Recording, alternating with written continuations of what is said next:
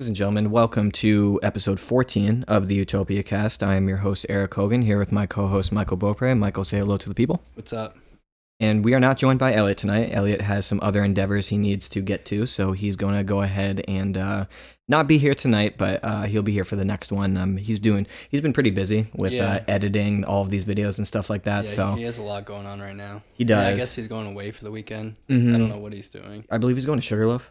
Oh, sick. Yeah, I don't know what for though. Yeah, I don't. I mean, just going up there is cool. I've never. Where is Sugarloaf? Is it Western Maine? Northern Maine. Okay. Like I don't know. All right. I don't know what town. I was gonna say because I should know that. I'm not familiar with any of that shit, so I don't know. It's far. It's like 3 hours. Okay, I know that. Now it's obviously not winter yet, so I can't imagine. I don't know what he's doing.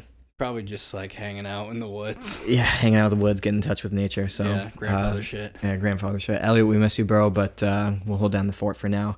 So it's been a bit since we did a pod here because we'll get into kind of why. But it's been a little bit. Me and Michael actually before we started recording this, we're fumbling around with the new camera. We could fucking get it to go. We'll see. So if the quality is not as good as what in terms of video, audio is probably going to be the exact same. But in terms of video, we're working on it. Yeah, we were able to use it. We didn't really use it last pod. We used it for the first probably 30 minutes or so, and then the last hour was with the other one. Yeah, but the 2 pods ago we used it the whole time. Which must have looked good, but... Yeah, so if you guys have any suggestions on what to do with this thing to get it to fucking work, it's the Sony ZV-1. Certainly let us know. Yeah. Absolutely. All right, so I guess we're recording this. It's currently October 7th. It's been a while. I mean, it's been a while. So how have things been for you? How has training been? And how's life going? Are you busy? Are things kind of cooled down at work? Let me know. So I think the last time we were on this, my back injury just started. I believe so. Right now, it's pretty much over. So it lasted probably like 3-4 weeks, I would say. This is one of the longer spells that you've had with I've never had it last this long. It's usually like 3 days and it's done. But it literally lasted for like 3 or 4 weeks. Right. And it's still, I mean, it's not really there anymore. Like I can kind of feel like my back's a little tight, but it's always been tight my whole life. Yeah. But the other day I hit 485 for 1 on deadlift. Yeah. Hook grip is feeling really good. Yeah. I'm super happy. That was clean too. Yeah. Yep. My adductor pain is coming back a little bit. It's a little sore. It's like we give up one thing and it's like the other one comes back. Yeah. If anybody knows anything about that, please let me know. I've been dealing with this for like 8 months. Right. But squat tomorrow. I think I have 405 for 2. Okay. First time being back over 4 in a bit. Yeah. Yep. Yeah. I've hit 400 since the meet. Yep. But after that, I haven't gone more. Because you're back. Right. Yep. And you moved, what was it, 390? 390 last week. 390 last week, and that was pretty clean to me. It moved really good. Honestly, I thought it moved better than 370 the week before. Oh, yeah. I was watching the video today, and it looked way better. Yeah, absolutely. I just looked more confident. Yeah. And I felt more confident, too. Yep. So I'm excited about tomorrow. Yep. Bench is going really well. I mean, bench is going probably the best consistently it's ever gone for you. Yeah. In a long time. Yeah. 275 is starting to feel like it used to, back when I was in high school, just like so light. Yep. Last week I did 275. I believe so. Yep. And it moved really well. Mm-hmm. So tomorrow I think I have 285. Yep. And excited to hit that. Yeah, you should because, they're small. And we always talk about how if you're a lighter weight lifter, the bench tends to peak later in the cycle. Whereas, earlier in the cycle, you can hit, like you've had it before where 245 felt awful. And then later in the cycle, we circle back to the 280 range and I think you were doing doubles at the time. And you're like, wow, that was easy. Yeah. You know what I mean? It's like how cyclical that training cycle type of thing is. Yeah. And typically like in a workout, I'll know how the day is going to go based on like 250. 225 for me always moves super easy and always feels so light. Right. But 250 is where it starts to like get heavy. Yeah, and I think everyone has certain metrics of how the day is going to go, and it's it's arbitrary, but it's a good, I guess, litmus test of whether you're gonna have a good day or a bad day. Right. Now, there's sometimes where you can supersede that, and sometimes it's just there, regardless of feeling. But otherwise, it's pretty good to know that your landmark weight feels good. Like for me in squat, when I get to like 365, if I hit the hole and I feel the pop that I know, that certain weights are going to be there, then that's huge confidence for me going into the 395 and the 400. But if it's not, I'm like, okay, we probably don't have it there today. We'll see if it's there regardless. But if not, I'm not really feeling it. But it's very interesting that you brought that up there. You mentioned hook grip is taking. Yeah. So we were kind of concerned that it wouldn't, and it is. So what's the main difference, and what's helped you, I guess, get hook grip down so fast? What are like the cues you've been thinking of? So when I first learned it, I started doing it a week after the meet. So right. I've been doing it now for 2 months. Yeah, I mean 2 months is only like 8 weeks though. Yeah, 8 weeks, and part of that I was hurt with my back, so I really didn't handle heavy weight. Yep. So 485 is the heaviest I've handled. Mm-hmm. I was watching a video on YouTube of how to do it. I watched so many videos, but everybody has big hands. Yeah. So I don't have big hands, and neither do you. Nope. And that was your issue, right? Yep. And so I looked up hook grip with small hands, and there was this like woman teaching it. And I don't know if this is how everybody does it, but like you kind of like put your thumb between your middle finger and your ring finger. So you kind of like tuck your ring finger under, and that's how I've been doing it. And it's been working for you. It works for me, and it holds up really well. Yeah. I go just my thumb a little bit on the knurling. Yep. And it holds up fine. Doesn't really hurt a whole lot. Good. I mean, a little bit, but. Yeah, of course. And it's, there will be discomfort, but, pain is not really a thing. Yeah, so that's another cool point that you mentioned, because you're going to find, if you look up how to hook grip, you're going to find so many tutorials of people of, let it hang low in your hand, just barely grab the bar. When you're doing it, you just want to get like the first 3 fingers. Well, if you try to do that and you got hands that are, small, or you're female, or I mean, not saying all females have small hands, but stereotypically speaking, go ahead and try doing that and let me know what happens when you get to like, I don't know, your 95, 100% style weights. Either the bar is going to fly out of your hands, or you're not going to be able to get your shoulders back. So it's going to be 2 things there. So, I guess the biggest thing for you that I've noticed is, one, when your back is feeling good, it's almost as if you're like a different person. Yeah. You know what I mean? It's like, you not have to worry about like, hey, should I put my belt on at 135 and stuff like that? Because you've asked me that before, or their first warm up, like, do you think I should put my belt on? I'm like, yeah, I guess if you're asking me this question, you probably should. Yeah, and this deadlift session was the first time since my back, I didn't belt up for 225. Right. So it's feeling really good. That is good. And I think another important thing to note is we've been changing things like intra-cycle for you. Like I think we started off this cycle, we were still doing safety squat. Yep. We were doing pause deadlifts. Yep. And we quickly found out that the safety squat was aggravating your back, just no matter what. Because that was what I hurt my back on. So it basically was like pinpointing right where it hurt. Right, exactly. And it only seemed to show up when you're doing the SSB. So I'm like, okay, let's move over to like a higher bar position squat. And you've been doing pretty well with that. Yeah, I hit a 265 for 5. Yep. Which is, I mean, it's not a lot of weight, but like for my secondary day is not terrible. No. And then we are finding you were having a little bit of back tightness with the pause deadlifts. Is that, am I remembering that correctly?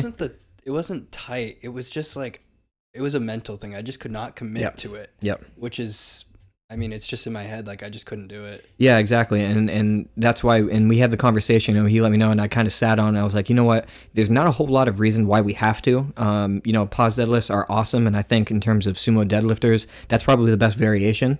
But when it comes down to, especially coming off of an injury, is it the best thing to slam a variation that you don't feel 100% on? Because you have to stay tight, like to the nth degree when you're doing a pause deadlift. Not that you don't during a competition deadlift, but you have to be double as tight when you're doing a pause deadlift. And I was like, you know what, let's just do regular competition singles. And it seems to be working. Yeah. And this is your week 4? Yeah, this is week 4. Next week is, I have week 5. Yep. So supposed to be hitting 500 for 1. Yep. So hopefully all things go to plan. You'll have these last couple of, weeks, I guess, or this last week and a half stretch leading into it, we'll have momentum going into the next cycle, which we really haven't since the meet. So I'd really like to start getting squat up there. Exactly. I mean, deadlift is up there. Deadlift is climbing. Squat, because I think that you have a ton to grow on that in terms of what you can actually handle. Right. And bench is bench. Bench is going good, so I have nothing. Yeah, just keep going with bench. Keep going. That new machine, we threw in this like a pin-loaded chest press, and it feels so good. Mm-hmm. What did you compare it to? So I compared it to what an arched bench press would feel like if you didn't have to use your arms. Yeah. So if everyone who's benched with a relatively higher arch or tried to arch as high as they can, you pretty much just feel like a pec contraction, but you don't feel it as tight in a wide grip bench press because your arms are out so far and you're using your triceps to press the load. This kind of, I mean, obviously when you're pressing, you're going to be using your triceps, but this almost takes your triceps almost completely out of it, and it's all pec because it kind of converges a little bit. So it's almost like a fly motion as well. Yeah, at the top, it's like I don't like rep them out. I squeeze it at the top, and it's like by the 15th rep, I'm like almost cramping. Yeah, absolutely. I find that sensation too. And what I like to do is I like to bring it back, and I try to bring it back as far as I possibly can till the pins are actually stacked. Yeah. And I hear that click. And then I bring it up and I get a really nice stretch in the pecs there. So, I don't know. I stumble across things like that. And what I like to do is during my week 5 where I'm kind of, pretty much only doing heavy stuff and, the volume's not too high. I like to mess around with a couple of those things. 1, to try it for myself. Mm-hmm. And then 2, if, other people would benefit from it, I can actually, because I hate programming something for someone and I've never done it myself. So it's like, I think it would do this, but I know it would do it if I've actually done it myself. So, so I'm glad you're having success with that. And I guess by the time this is up, they've seen our videos at Jacked and Jilled. So we've been training there lately in South Portland. That gym has been so sick. Yes, it has. So it's the new. I know we keep calling it the new Jacked and Jill, but realistically, it's the same gym, just extended. Yeah. What are your thoughts on that? So what do you think of the new extension, and is it the best gym in Maine right now, you think? I would definitely say it's the best powerlifting or like strength training gym. Of course, and we're biased because we haven't been to all of them, but I can't imagine many gyms are better than that. What other ones are around? It's like there's Dynamax, but that's kind of like grungy. And it's kind of like gross. A 1990s, If you like that kind of stuff, then I guess go there. But if you want like a clean, like modern powerlifting gym, like there's nothing better than Jacked and Jill. Yeah, absolutely. The all black walls with the red on their logo, and just like the new equipment. They have the state of the art combo racks. Yeah. Yep. They have 4 of those, I think, or 5.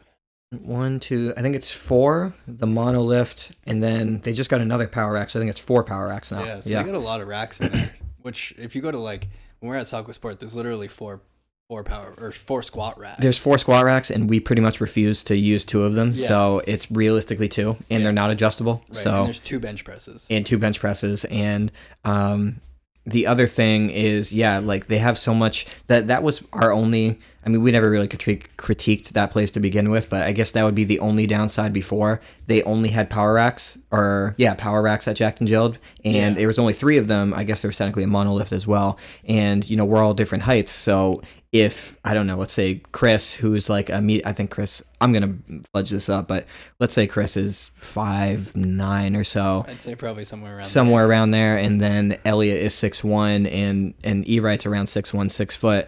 It's like Chris is like an in-between zone where he can't work in with me and Michael, who are 5'4", but he can't work in with the taller guys because he'd have to, shrug it off the platform or the rack rather.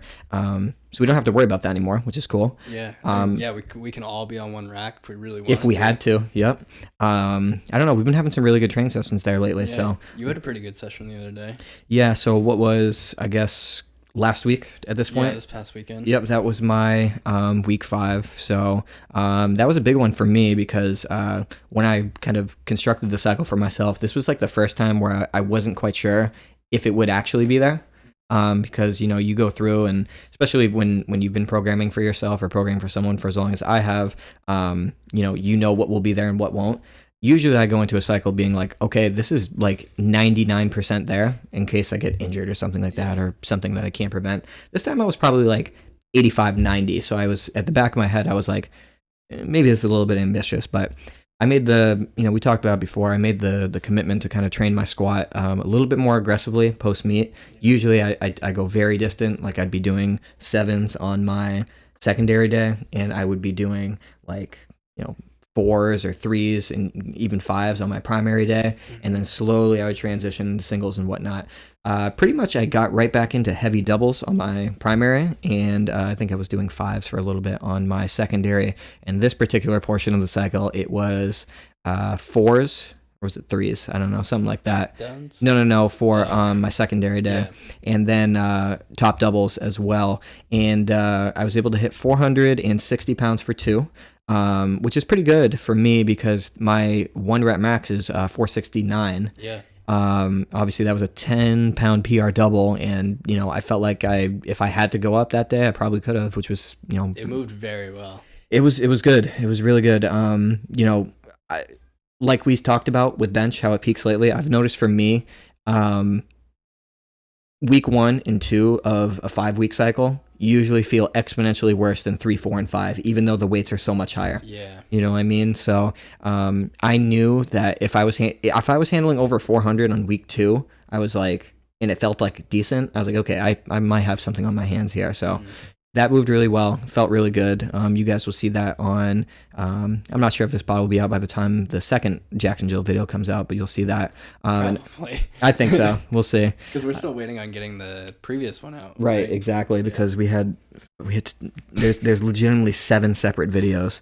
You guys will see it by the time this is out, but there was 7 separate videos. We had to... The camera kept dying after the first 6, and then we finally got the message, and you used the last one. And there were a couple of things we had to edit out because so Zach, who edits the pod here, I had to give him a very, very lengthy list. So we thank him for that because that certainly took him over 90 minutes to do. Bench press, honestly, for me, stole the show. I don't think I've seen you go that hard on bench in a long time. Yeah, in a very long time. And we were talking before the set because, so I ended up hitting 290 pounds for 2, which is even hard for me to kind of comprehend because, that's a huge double for me. That's literally like 100 pounds more than where you started. Pretty much. 2. Yeah, exactly. And, we talked before it because, I was warming up and things were feeling, pretty good, all things considered. And, I got to I think it was, we were around like the 265, 270 range, and it's always like a toss-up what you do for jumps when you get up to that, because you don't want to take too big of a jump on bench because, bench is smaller muscles. If you jump from, I don't know, say if I jump from 255 to 290, even though I'd bench 290 on that day and I had the strength for it, if I tried to jump from 250 to 290, it wouldn't be there. Oh, no way. Whereas you could get away with that on deadlift and you possibly on squat. Yeah. If you really had to. So we got to that point and where I was like, where should we go for jumps? So basically what happens is sometimes you end up pigeonholing yourself with your last warm-up, because I think I took 280 for my last warm-up. And the good scenario with that is a 10-pound jump to a top 10 bench, in my opinion, especially when it gets heavy, is perfect. Oh, yeah. I wouldn't do any less. Right. And then a 5-pound is borderline, like, if 280 was hard, going up to 285 for 2, I probably would have been better off hitting 275 and then going 285 and hitting 285 clean. So it was kind of like a toss-up on the day. And finally I was like, you know what? I've been keeping my bench sub-max for like 10 weeks now, and I want to see what's there in terms of data. So I was like, you know what? Like, if I only get this for 1, I think I'll be fine with that, but like, I'm going to go for it. Yeah. And I was telling Elliot beforehand, I was like, if this first one doesn't move good, I'm still going to go for the second. And the first one actually ended up moving easy.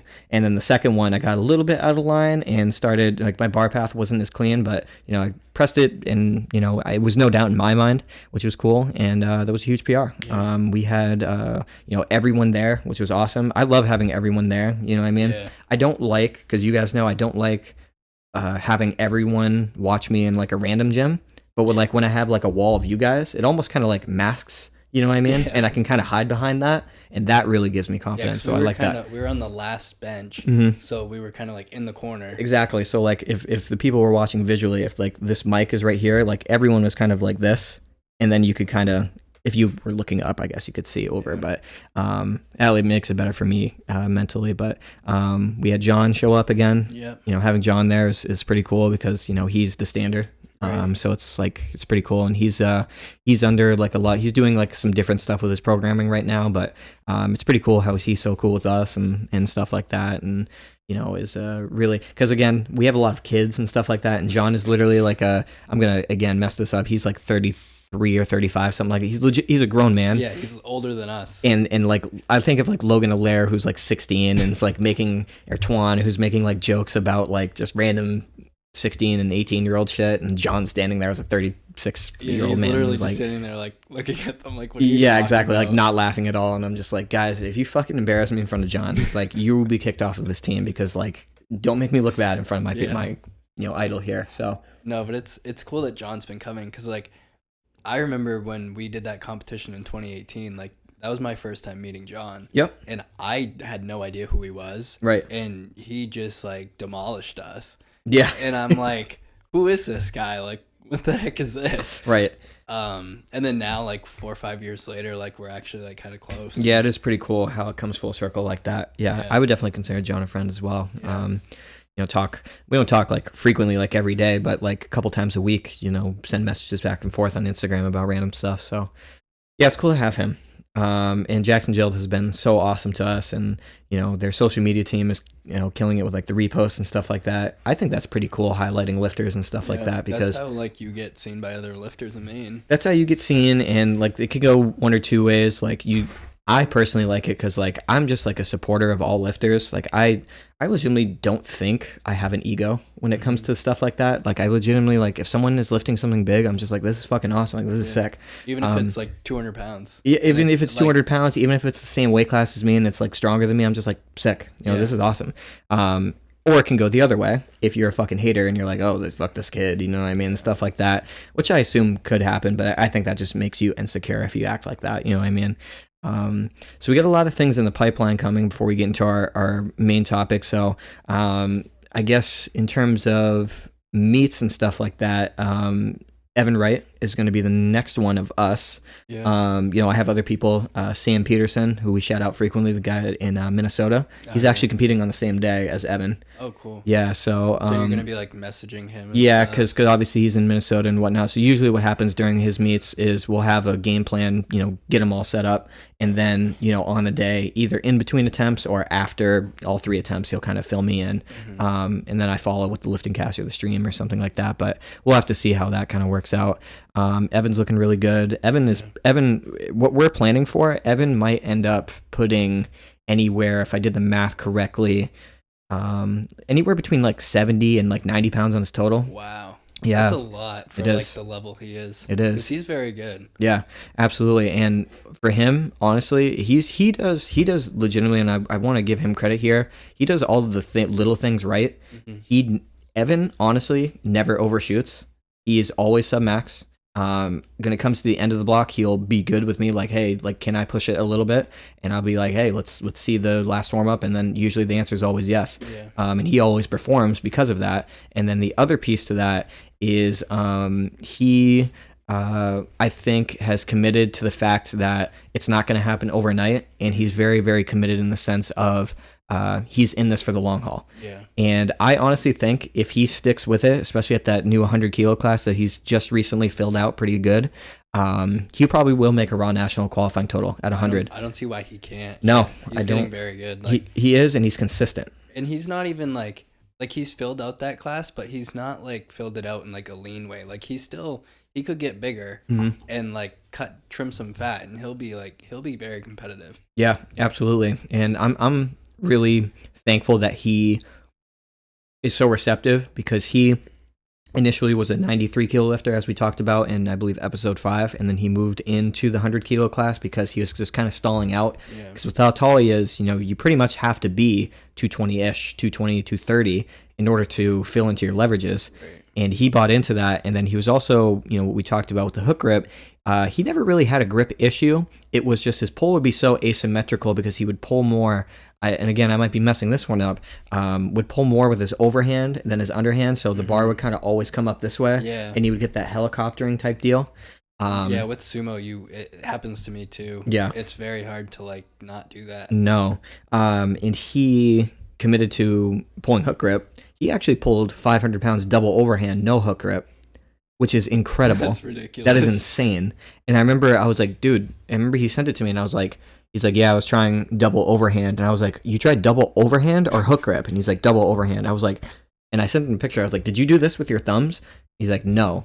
I was like, dude, you pulled 500 pounds double overhand? I was like, I don't think you understand how like monumental this is. It's like, that's like strongman shit. That's what I mean. There's probably like less than, like if you took the population, it's probably less than 2% of the population can double overhand deadlift 500 pounds. Even over like 400 pounds. It's like 500 pounds is a lot. Exactly. I think my max double overhand, if I had to max it out and take a single right now, I'd be maybe like a little bit over 300. 225 is difficult for me. Me too. Yeah, like if I do a set of 5 at 225, the 5th rep is hard. Exactly. And honestly, it fucking just feels weird. So hook grip for him, honestly, he has huge hands. He's got great grip strength, so it's almost as if the bar is just like glued to his hands. Basically just double overhanding, putting his thumb under. Exactly, and making sure it's secure. So he's going to pull something big. So we're going to be going down to Agawam, which is where I did my, not last meet, but the meet before. Oh, yeah. The one where they took my deadlift away. So I'm walking back in that bitch. I'm bringing E right with me, and then we're going to go 9 for 9. He's going to go 9 for 9. We're going to turn the fuck up, and then I'm going to dip out, because fuck that place. But no, I'm really excited about that. And then after that, we have the next main meet in December, the Kerry Boudreaux. And I got a bunch of people doing that. And then Dave and Bobby actually are doing a meet that I'm not sure if I'm going to yet. It's in Oklahoma, the big IPL, like IPL North Americans or something like that. Yeah, it's like a national meet for them. Yeah, it's like a weird intermediate. It's like not a national. It's like a region. I think technically it's a regional international. So it's like a smaller version of a national meet, but it's open to international lifters. But this is USPA? It's USPA, but remember, USPA does things different where you have to hit class totals. So, so you know how like Raw Nationals, you hit X total, you go to Raw Nationals? Right. Whereas, I don't know, let's say in our weight class, 67.5, there's like a class 1, a class 2, a class 3, a class 4, and then there's like elite, and then international elite. And then based on your total, you can do certain meets if you hit that criteria. So it's not just one number, it's just like multiple. You know what I mean? So USPA is I don't know. Maybe that's how it used to be done, and I'm not aware of it, but I'm not a huge fan of that system. I would rather it just be cut and dry. Right, like have a state level meet, a regional meet that pretty much anybody can go to, and then have a national level meet where the qualifying totals are pretty hard. I mean, I think at this point, and Matt Cronin, one of the guys who I talked to, is a pretty high level coach, who's been in the game since I think 2000, around you when you got in. He's around the same age as us. He's 23. Or 24 rather. He says the qualifying totals these days are legitimately hard to make. Yeah. Whereas before, like in years past, like you could make the case that they were difficult, but I would say most people who were willing to train for 3 years probably could make them. Yeah, I mean, I was a kid. Like I was 15 years old, but it was literally a joke for me to go in. I totaled 1,063 pounds in my first meet, and I think I qualified for junior nationals. Yeah, in my very first meet. It's probably like, I think it's close. It's well over. It's like 11 something. It's like 11, 12 maybe. It honestly might be 1,200 pounds. Because the open is 1262. Exactly. So it's got to be close to that. Yeah. Pretty crazy how things have changed since then. I think it's a good thing. Yeah, I would not want it to be how it used to be, where it's kind of like anybody can show up, because then it kind of makes it not as cool to go. No, it doesn't. And I remember for a while, in 2018, USAPL was like kind of showing, maybe not showing off, but kind of flexing how many people were at their nationals. And I used to remember this, but it was like 1,300 plus people at nationals, and I'm like, isn't that a problem? Like there shouldn't be. Flex. Yeah, exactly. Because I'm thinking of like all the other sports. What's a good example? Like track and field. Track and field, like I remember going into like state championships, like you had to hit a very difficult qualifying time, and there would only be, let's say in the 100 meters, there would only be 20 people, you know what I mean, in the 100 meters, and then you would have to run your qualifying heat, and then you would see if you made finals, and that would be it. There wasn't the entire fucking state of Maine, waiting to get to that point. So I mean, I think last year's nationals, our weight class had like 20 something people, which is a lot. It is. Are you talking about 21 or 22 nationals? I don't know. I just looked at it the other day and I Yeah. saw that there was like 20 plus people. Yeah. Under 30, I think, though. Yeah, I guess that's true. Because 21 kind of threw things for a loop because of it was the Daytona one because that was just coming off of Corona. Yeah. So I remember there was only like 10. I think I was looking at 22 then. Yeah, 22. But yeah, I mean that goes to show it's hard to make that total. Yeah. I mean, I'm sure if it was easier, there would be more people. Of course there would, and there's always people who just don't go and stuff like that. So I mean, even with the totals now, it's still like what we do, and then like what the top maybe 5 people do. There's a huge difference. Of course there is. So yeah, I mean, they still gotta have like they still have to have like competition. Yeah, they have to have 20 plus people so that there is something to watch. Yeah, I mean, absolutely. And then, you always have scenarios too where, maybe someone misses weight or maybe someone, bombs out or underperforms and stuff like that. And that is a real powerlifting is pretty objective in the sense of, who's strong and who can do what because everyone posts their training. I mean, some people don't, but most people do. But stuff like that is, why you actually do the meet because, anything can happen, I guess, when it comes to that. Another thing that I was thinking of, I was talking to Russell Wynn, who does like a lot of the referee stuff. You know Russell, right? So if you find him, I think his name is Russie O'Higgins on Instagram. Yeah. He's the one with the longer hair who refed the last competition that we did. Oh, yes, I think he drug tested me one time. He did. Yeah, he drug tested you on January. The January meet. Yeah. So the what's his name? Garrett. Me last time. Right. Yeah. Garrett Glass. Yeah. Yep. So shout out Russell, by the way. He's a fucking legend around Northeast USAPL because he legitimately goes to every single meet. He's either spotting, loading, handling, lifting. I know him mostly as a referee because he does a lot of referee stuff. But I was having a conversation with him, and he brought up something that I guess I knew and I just kind of forgot about, and I hope USAPL eventually returns to this, and it's a pipeline system because how they have now. They have they came out with a schedule of regionals is going to be between this month and this month, nationals between this month and this month, all state champions is between this month and this month, which is cool for planning purposes. Obviously, we would be better if we had the concrete dates, but but USAPL for a little bit was because I don't know if you're familiar with Canadian powerlifting. The CPU, I believe it's called.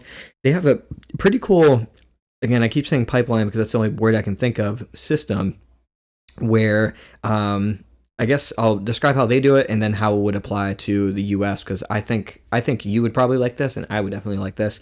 They do provincials, which is kind of like their version of regionals. Because they have provinces instead of states or whatnot, or regions. Yeah, I don't know. So I believe they have some type of. Wouldn't that be states? No, because a province has a whole bunch of. I mean, I guess if we got, but let me go through the whole thing and then I'll piece it together and you'll kind of see what I mean. So they have provincials, and essentially you have to, I think, place top 3 in your province in the provincial meet. Yeah. To qualify for nationals. Okay. And then based upon how you do at nationals, you would go to worlds and stuff like that. So it's pretty cut and dry. It means you have to do provincials if you want to do nationals. Right. How that would work in the US, it would be, okay, you do your local meet, maybe you have to qualify for your state meet. That would be cool to me. It would mean something. Your local qualify for your state. Oh, yeah. Yeah, exactly. So, I'm saying someone who is just getting into it would look something like this. You would do your local meet.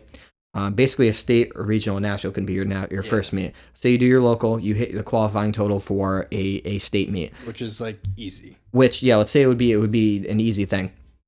Now it actually means something to go to states, right? Let's say, arbitrary, you have to place top 5 to get to regionals. In your weight class. Of ones that have more than 5. Let's say if there's only 4, maybe it's top 3. Yeah. So you place. Boom. Then you would go to regionals. You would have to do regionals. Yeah. And then you would do your nationals if you qualified based on your top placing or whatever. Why I think that would be a good idea to move into or at least trial would be, one, it makes every level of the sport a little bit more prestigious, right? So now, because how it stands right now, you go to a local meet, it's the same exact thing as going to states. It's the same exact thing as going to regionals. Right. Basically, the only thing is regionals now can't be your first meet. You have to do at least one meet before you do regionals, before you could just have it as your first.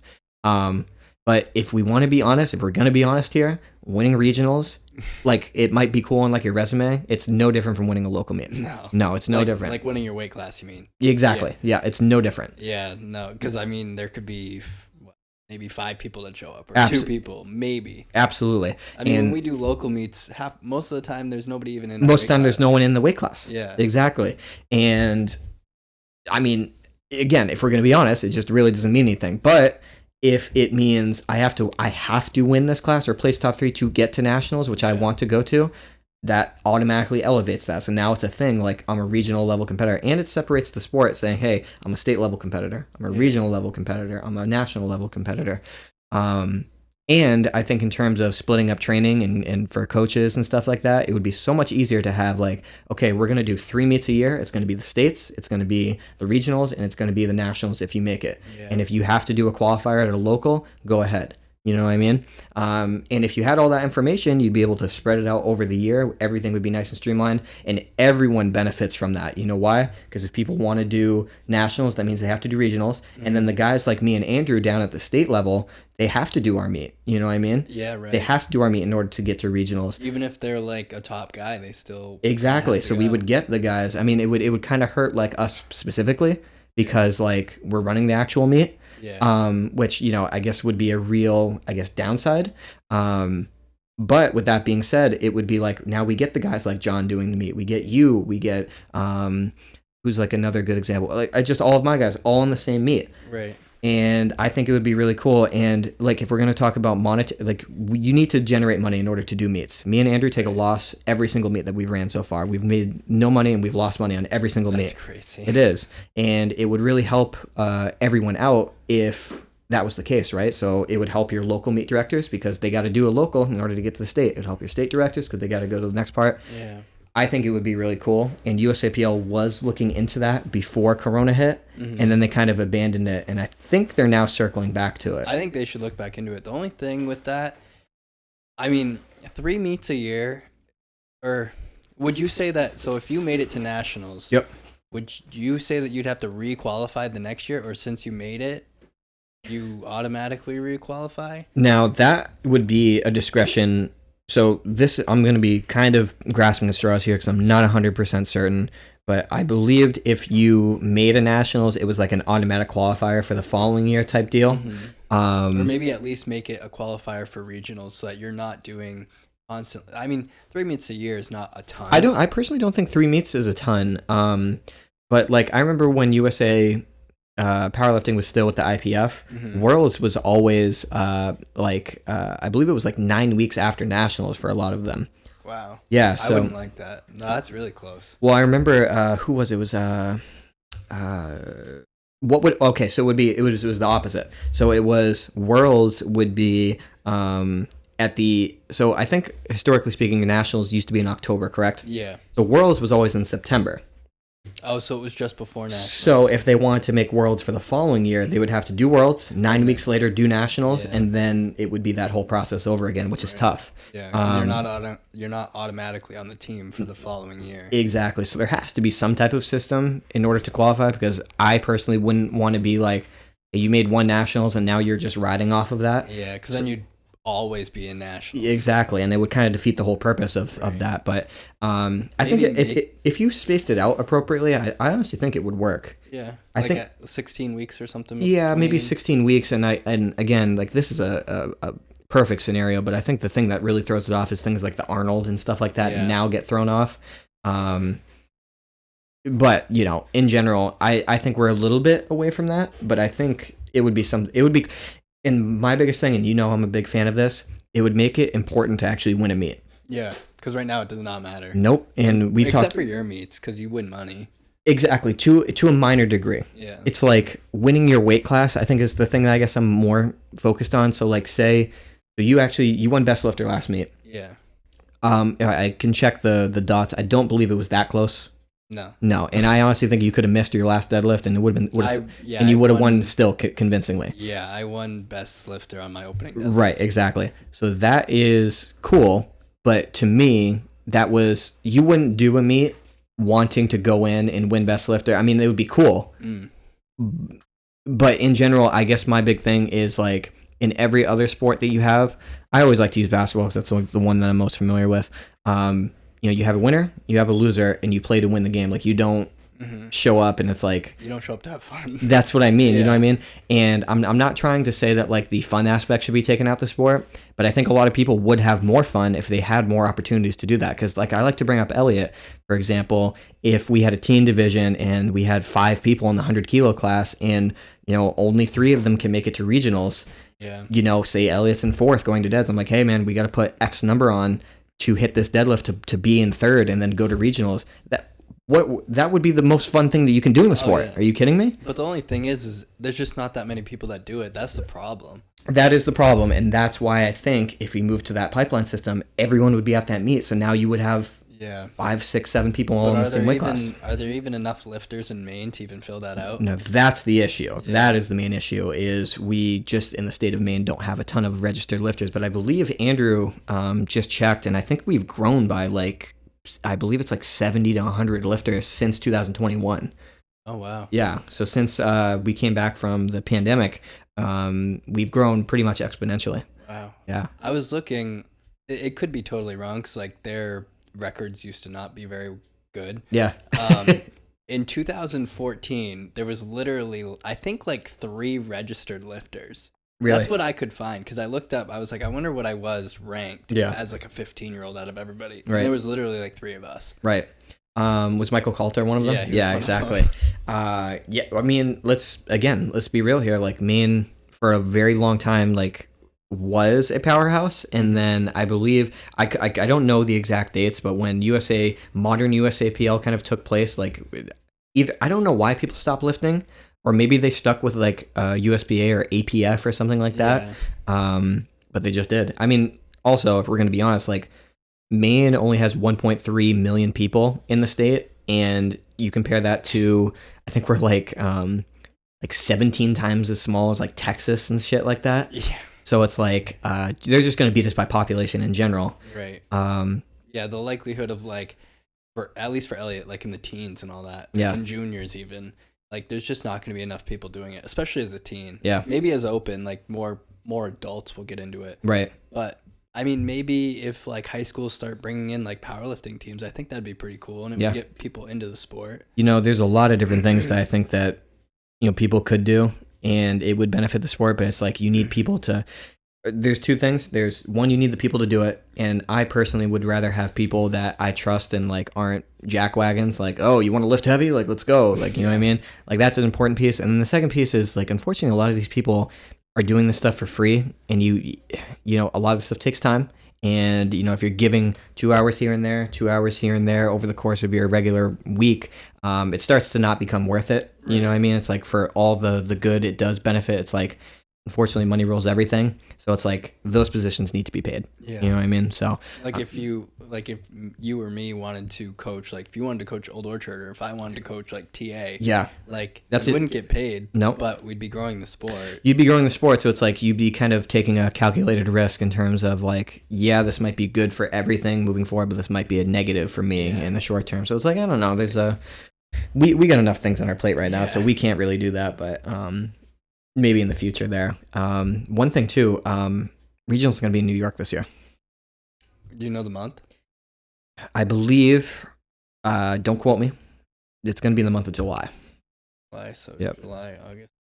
You could probably do it. I'm thinking about it. We'll see. Because I need to meet badly, bro. Mid-September. Yeah.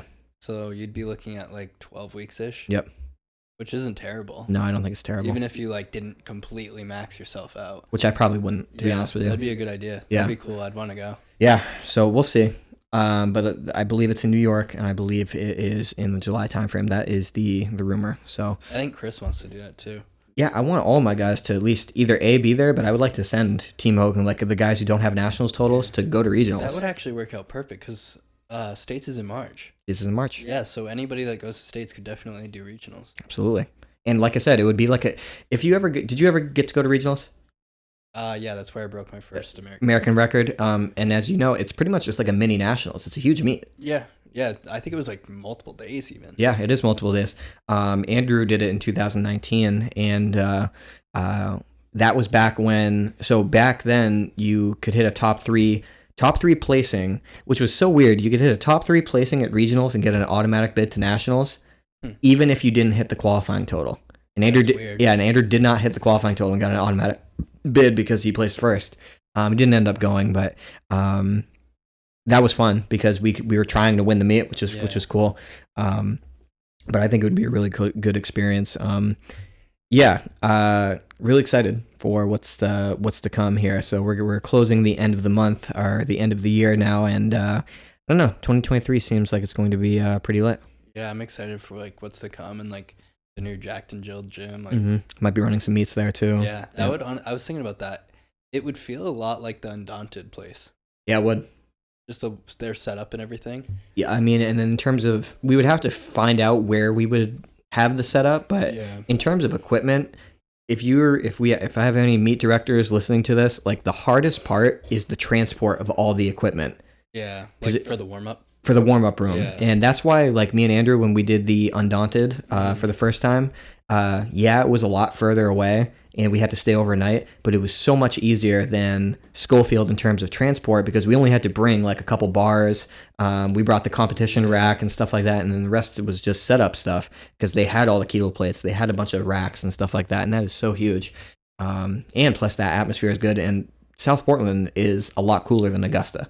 Oh yeah. To be honest here. Yeah, I would much rather be in South Portland. I mean, not just because it's closer to home, but just like, I mean, the gym in general. Yeah. Like Undaunted's a nice gym, but like it's a CrossFit gym. Yeah. But Jacked and Jill, I don't know. There's something about it. I just love it. Yeah, absolutely. And we'll admit we're a bit biased, but go there yourself and you will understand. You know what I mean? It's a great gym. Yeah, absolutely. All right, so let's go ahead and transition from that. So we were going back and forth with the topics and we kind of settled on, balance, because we're both, all three of us, Elliot, we always want to include him, are all uniquely in different scenarios where we're busy and we're still training full time. And I thought it would be interesting to kind of talk about it because we all kind of do it differently. Right. Elliot's not here, so I don't want to, necessarily, say false things, but I'm just going to go based off what I think I know. We all train. So let's, what are the things they're saying? We all have one other full-time commitment other than training. Elliot is a full-time student. He takes 12 credits. That's technically a full-time student in college. You work full-time, 5 days a week? Yeah. 5 days a week. I'm on call once a month for a week. On call once a week, okay, or once a month for a week. Yeah. I obviously coach about, I think it's 39 to 41 people. I always mess up with the actual number there. And then I recently just took a full-time job, which we'll talk about. Yeah. So that's all the same. We all train 4 to 5 days a week. I think actually all of us are all five. Yeah. And then we also do this podcast stuff, and we also try to like film YouTube videos. Yeah. And as stupid as people might think that sounds, to like use that as something that takes a ton of time. Oh, I mean, Elliot, for me, it doesn't take as much time as Elliot. Right, and we'll get to that. Yeah. But recording takes a decent. I mean, this is 6:50 p.m. right now, and like the only time we could fit this in was at the end of the week. This is Friday that we're recording this. That's the only time we can do it. Really, it's been like 3-4 weeks since we did our last one because we've been so busy. Exactly.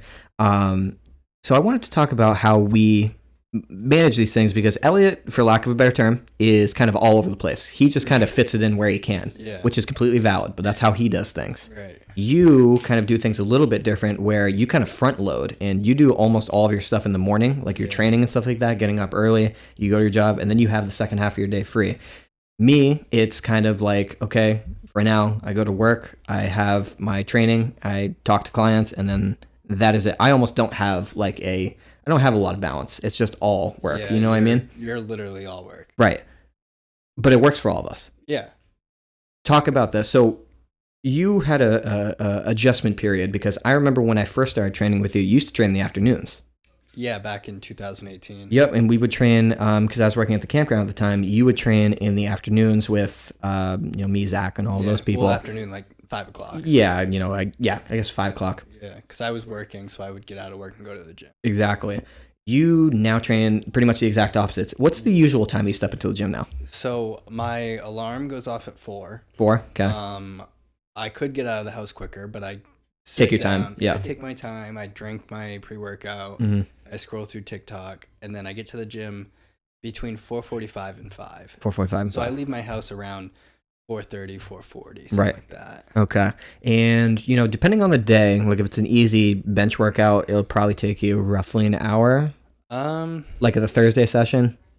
Oh, a Thursday? Yeah. Not even an hour. Okay. Probably like 45 minutes. So not even an hour, but when we get to like your primary deadlift day? My deadlift day, the other day, I got there at like 5 o'clock. Yep.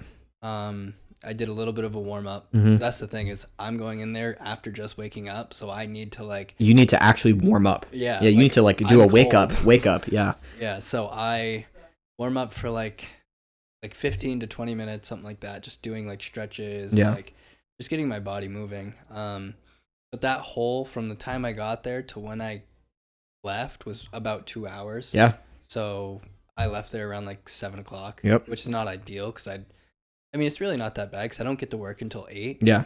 But I like to get home at like 6:30 so I can like shower, eat, Yeah. feed my dog, Yep. like, and just kind of relax until I have to get to.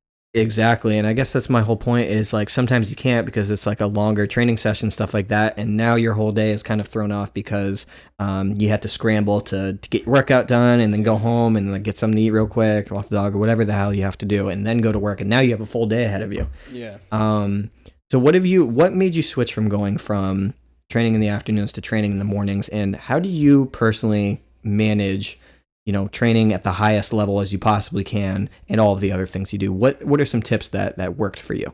So the reason why I did it in the beginning, I think originally, so I met Lydia in 2018, which is when we were working out together. Yep. For those who don't know, who is Lydia? My girlfriend. Okay. Shout out Lydia. For about a year, I was training at night still, so she wasn't the reason why I switched. But then we got our dog, Luna. Yep. A year later in 2019. Okay. So that's what made me switch to going in the morning because I was like, I can't go to the gym after work because I need to get home for her. Right. She's been home all day. Yep. And at the time, Lydia was at St. Joe's College in and that would just be cruel at that point. Yeah. I couldn't leave my dog. I mean, just being home from 8 to 5 as it is yeah, long enough. It's long. Yep. So I switched to going in the morning. So I mean, it's not that bad. I basically, in the beginning, like, I would miss a lot of workouts. Right. This was before we started working together. Yep. So this is probably like 2020. And I'd be going to the gym with like Travis. And if we were lucky, we would go 4 days a week. Right. Most of the time it was like 2 or 3. Yep. And we'd text each other at like 4:45 in the morning. Like, yeah, I'm going to keep sleeping in. I'm not going. That's awesome. But this last year now, I have not missed a workout because of being tired. Yeah. Like, it's part of your routine now. Yeah. Yeah. There's some days, like, I feel like the last week or two, I've been kind of like sluggish getting out of bed, but it's like, I'm like, I need to go because if I don't go now, I can't go later. And if I don't go at all, it's going to affect next week. And it's going to affect months from now. Yeah. And it's so it's like a blend of discipline for you / like you almost pigeonhole yourself to like, if I don't go, like it's going to ruin everything in terms of the rest of the day. Like, cause I can't go later and stuff like that. Like if you're planning on, say this week, if I was planning on hitting 485 for one, I can't, and then I miss it. Like I didn't go at all. I can't go for 500 next week. No. Like that's not going to happen. I mean, you can, but it's probably not going to go well. Right. Yeah. But yeah, so I basically just like, it's just discipline. You just got to get yourself there. Yeah.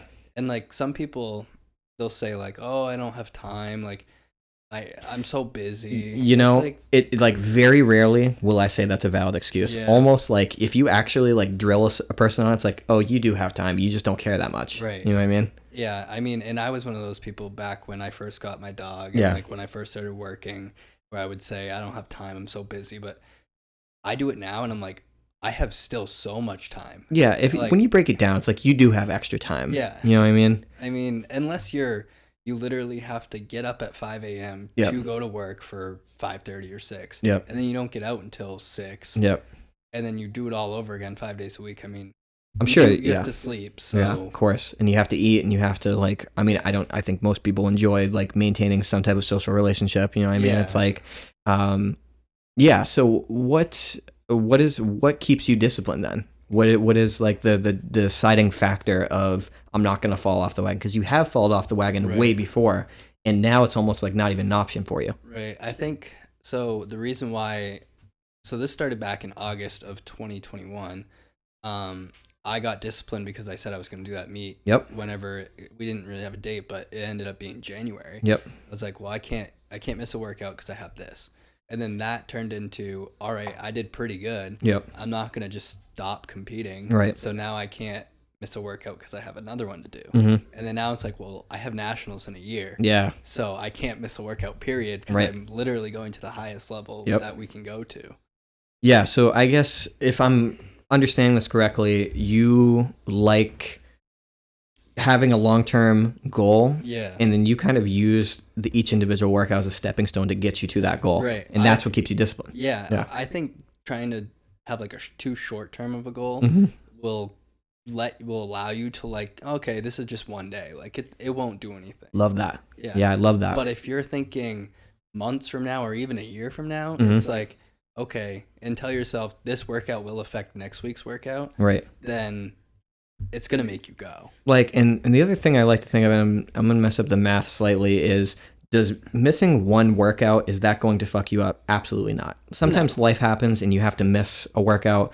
You could probably double up a one day, or I don't know, if it's like a light bench session, you probably are fine to skip it altogether. Or even like our Thursday workout, right? It's like basically kind of pointless. I mean, it's not pointless, but I know the point you're trying to make. Yeah, it's more so for active recovery than it is anything else. Is that going to fuck you up? No.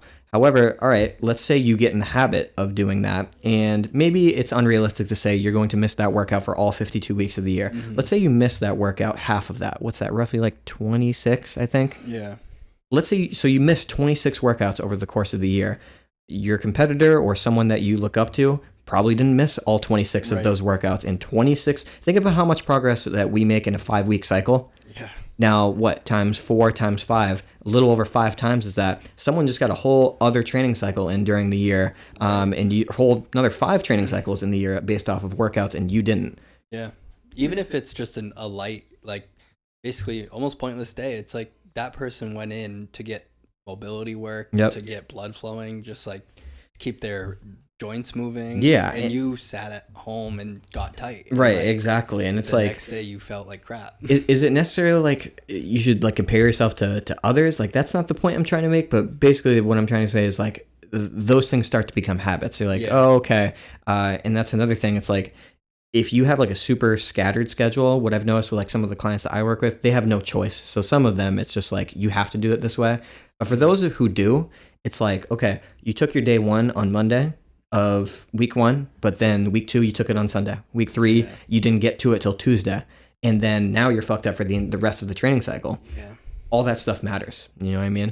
That's actually how Lydia's been doing it recently, because she has school. Her schedule's been a little off. Yep. So, and she trains at really, I don't want to say random, but she trains at like almost, I've seen her in the afternoon. I've seen her in the morning with you. I've seen her later in the afternoon. It's like, she's all in it, days of the week even are all off. Yeah. Like last week she benched on Saturday. This week she's deadlifting. Right. And the reasons why is because later in the cycles she needs a spot. Yep. So she has to go with me. Right. And I mean, that's just what she has to do. Is it ideal? Probably not. But she's getting it done. Right. That's all that matters. That supersedes everything. Yes, exactly. Yeah, so that's interesting. And, you know, where do you think, so you work full time. Yeah. Where do you think, I guess, I don't want to say does that take away from your lifting, because, you know, everyone has to work, everyone has to make money. So I'm not going to try to make that claim. Where do you think is, I guess, what is the main reason as to why training in the morning works better for what you do?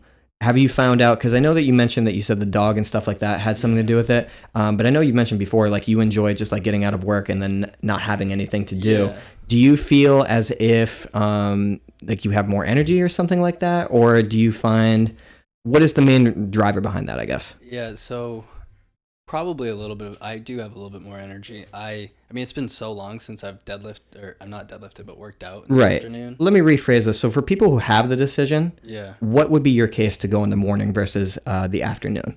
Maybe that's a better way to think it.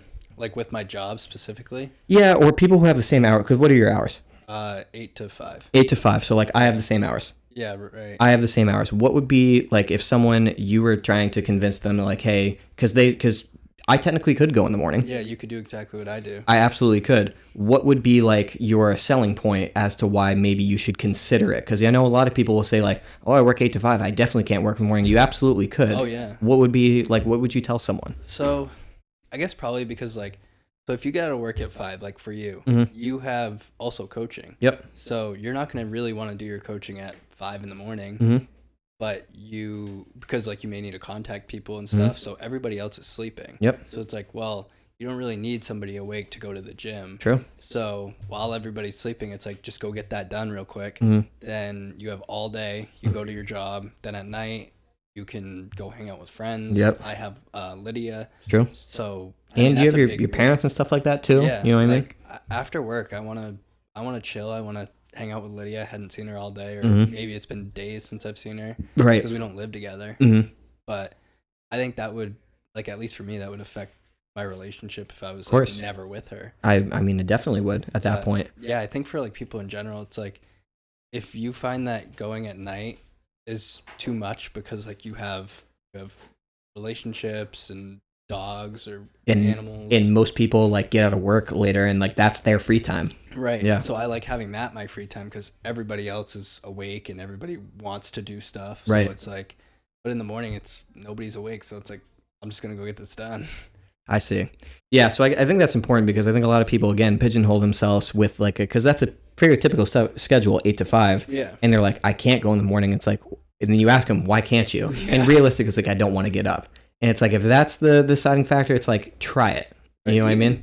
I don't even have to go as early as I do. No. I could go at 6:30. You technically could. Yeah. Yeah, you absolutely it's really could. Not even that early. I'm literally waking up while people are like, it's the middle of the night. Yeah. Like 4 a.m. No, you're right. And I think a lot of people too, I think the big thing is like, if you care about it enough, you can make arrangements. Yeah. So like, say you were extremely pressed for time, you would probably make an arrangement. I mean, I don't know. I think this is an extreme scenario, so I'm just throwing this one out here.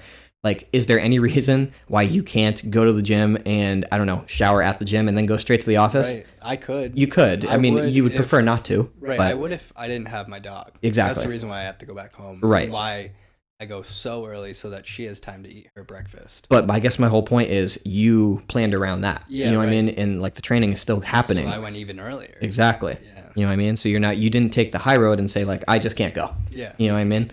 Yeah. And like for people, and it's not like I'm going to the gym and just doing like cardio or like some light work. I'm literally going to the gym and deadlifting 500 pounds. And you have exactly. You have a goal here. So like people who don't have goals like that and are just going like for 20-minute workounts, I don't think you have an excuse. Yeah. You know what I mean? Like I'm doing my main workouts. Like this last competition, I did 525 my week out as my last deadlift at 5 in the morning. 5 in the morning. Yep.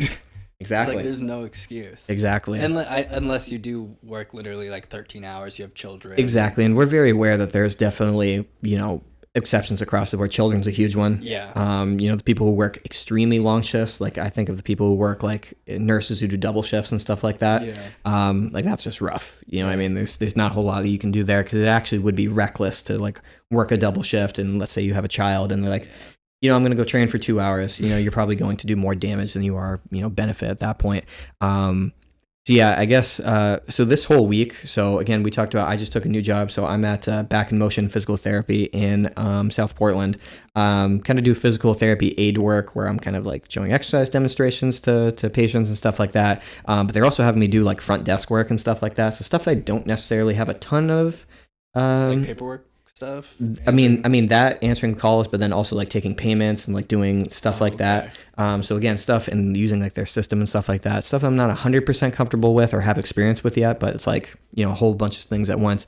And, is that so physically intensive? Because I worked manual labor for a long time. Is it as physically intensive as that? Absolutely not.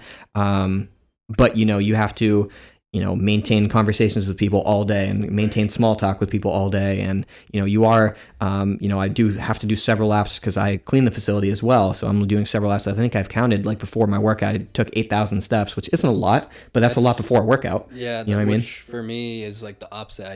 I do a ton of steps because I have like, because you have to, exactly. Yep. Yeah. But you have your workout beforehand. Yeah. I actually like it, but it just goes to show that you actually are doing a ton of stuff before you actually, get to the gym or whatnot. And I've been kind of trialing this week, my training session, because it actually worked out well for me. My week 5 was my last week without it. Mm-hmm. And then this week was a week 1, which is kind of like a reload week, we like to call, where the workouts are kind of less intense, a little less volume and stuff like that. And again, I was trial running, my schedule. And do I think it'll work out? Yeah, absolutely. And I kind of set some ground rules with my clients, and I was like, hey, I'm going to need an adjustment period. And I was like, okay, these are going to be my hours of operation now. Mm-hmm. I answer a couple people in the gym here and there, but I think people are aware that, like, hey, I'm also training too. And people have been really good with that. They're like, hey, if you have time, like, this is what I did, and get back to me when you get a chance. And like, that's awesome. You know what I mean? And I would personally prefer to, when I have the most time, get to it and give you a full in-depth answer in my most, attentive state, than be in the gym in between sets being like, look good. You know what I mean? I don't think you get a ton of out of that. You know what I mean? So people have been really good with that. But what I have noticed is, like, if other people are there, so like I had Logan Allaire and Elliot there and Grace and whatnot, is when you get talking, there's not as much a penalty earlier in the morning, because, like, of course your workouts take longer, but, like, okay, you have the rest of the day. Now it's like, okay, we got talking, and my week 1 deadlift workout, which was a top set, a top single, a top set of 5, 1 back down set of 5, and like 2 sets on, like, I'm doing a little bit less accessory work on my deadlift day. I think it was like 4 or 5 exercises, maybe not even that many. Okay. And I was there for 2.5 hours because we got talking. Yeah. And instead of being at 8 a.m. and now I'm out at 10:30 or 11, now that's like I got to the gym at 6 and I was out at 8:30. Yeah. You know what I mean? And then now you have coaching too to deal with. Well, then I have to, answer all of the people and stuff like that. And I also have to eat myself. And then, and then I also have to go to, sleep at some point. So it's like, and then I have to be up the next day. So that was a little bit of a learning experience there. But, I think it'll work for me. Historically speaking, I was always an afternoon training person. Yeah. Do I prefer training in the morning? 10 times out of 10. My morning as in like 10 a.m. Morning as in like 8 a.m. Okay. Yeah. Like our Saturdays. Our Saturdays. Saturdays is like perfect for me. Yeah. Anything earlier than that, like I could do 7, but anything earlier than that, I'm just like, I personally don't like it. I don't enjoy it. You wouldn't do 5? I mean, would I do it if I had to? Yeah, absolutely. Yeah. But I don't have to, so I'm not going to. I'm surprised that you're able. I mean, I don't really know exactly what your coaching day to day looks like. Right. But well, this is what I will say is you guys also have a lot of other things that, like, I'm single right now, and like I don't have to worry about like rent and stuff like that, and like car payments and stuff like that. Other stuff that like just looms on you. And I only have a core group of a couple friends, you know what I mean? Like I don't have a bunch of people who need to see me and stuff like that. So I think that's why I'm able to maintain that a little bit better. Whereas you guys, it's like, okay, you have relationships, and then you have like, other stuff you have to tend to. And like you guys always do stuff. We do stuff on the weekends here and there. But like if we don't, like you and Lydia will go out and do something and whatnot. So it's like, but I think it'll be sustainable. I think the main thing for me that's going to be tough is when there's a meet that I have to travel to. Yeah. And I'm going to be curious as to how this goes in a couple of weeks, because I'll have to go, because as you know, Sunday is my big programming day. Yeah. And that usually takes me all Sunday. All day. All Sunday. And I'm going to lose that if it's on a Sunday. The meet is on a Sunday. And if it's on a Saturday, I'm going to lose my biggest training day, have to move it to Friday. Yeah. And then I'm pretty much going to be training Monday, Wednesday, Tuesday, Friday after working the entire time. I'm going to drive to a meet on a Saturday. Yeah. I'm going to be dead tired by the time I come back. And then I'm going to have Sunday to do all the programming stuff, and then also being ready for the work week. So it's like I'll be curious to see how that goes. But I think all variables being equal, I thrive with chaos, and I like that. Yeah. So that's kind of what I want. But you're gonna say something. How does it compare with? I mean, it's only been a week, but like a not so physical job to back in 2018, like a more physical job. Like, are you more tired, less tired? I'm gonna be honest with you. it's about the same, but for different reasons. Was I more physically tired doing like the maintenance stuff? Yeah. I find myself more mentally maybe not emotionally, it's not the right word, but it's the only one I can think of, mentally and emotionally drained from this one. Because I am lifting stuff throughout the course of the day, showing stuff, but having to like maintain these like pointless conversations, stuff like that, especially when you're not a very extroverted type of person like me. Just like at the end of the day, like Friday, and I noticed this when I was working at the school as well, by the time I get to the end of the week, my battery is just drained and I have to recharge and stuff like that. So I fell asleep for like 2 hours when I got home today. In general, I don't know. It's too early to say. Yeah. But I honestly think this one will probably weigh a little bit more on me than because it was pretty inconsequential at the campground. It's like, okay, I forgot to bring wood to a campsite. Right. I can just go back and give it to him. Whereas now it's like if I fuck up a billing or something like that, I'm gonna get a medical insurance calling the place and being like, what the hell? You know what I mean? You were supposed to bill this person for X amount. And yeah. But yeah. No, I've enjoyed it, and I think my biggest thing, because this is the point I want to make, I think you balance actually really well. Yeah. I almost don't balance. I almost just kind of like put 100% into like everything. At some point that will definitely backfire. And I'm aware of that because I'm sacrificing like the relationship side of things. I'm sacrificing, time spent with like, cause like this entire week, like I see my mom in the morning, and I go to work. As soon as I come back, I see my mom and my dad for about 10 minutes before I get my stuff. And then I don't see them again till the next day. Yeah. You know what I mean? I think my biggest thing is I'm aware that I'm able to maintain this because of the lifestyle I live right now. Like you don't have a girlfriend or any you don't have anybody that needs you. That's what I mean. And all of like my best, like you guys are here and whatnot, but like Joe, Andrew, all those guys live away from me now. Yeah. Right. You know what I mean? So it's like, dude, like why don't you hang out or whatever? It's like, you guys get it and you understand. I mean, we're all busy too. And you guys are all busy too. And I just think it's interesting how we all manage it and it all works for us. Yeah. You know what I mean? And you know me personally, like I'm going to get my workout in. Like I'm going to. Me too. You know what I mean? No matter what, like you are going to find time. Yeah, exactly. You're going to go 5 days a week, or I mean, if you had to, you'll go 4. I'll go 4 and I'll double up a session. Yeah. You know what I mean? And it's I guess it when it comes down to it, it's realistically the discipline. And I like to phrase that for people. It's like, do you care about this? It's like, yes. Okay. You're going to make time. Right. And then if there's like a hiccup there and you're like, well, yeah, but it's like, okay, you don't actually care about it. And maybe you're trying to convince yourself you do. That's okay. But like, just try to be objective. And it's like, if this were taken out of your life, would you be devastated? And for a lot of people, it would probably be like, well, no. And it's like, okay, maybe you don't care about it, and that's okay. So so curate to your schedule, and you can find something that works for you. Whereas like us, it's like, no, we got to pretty much, take our workouts and plan our schedule around the workouts. It's not the opposite way around. Right. You know what I mean? I mean, even if somebody had the excuse like, oh, I can't work out at all. It's like, well, can you work out 2 days a week? Right. Or 3 days a week? Three days a week is better than none.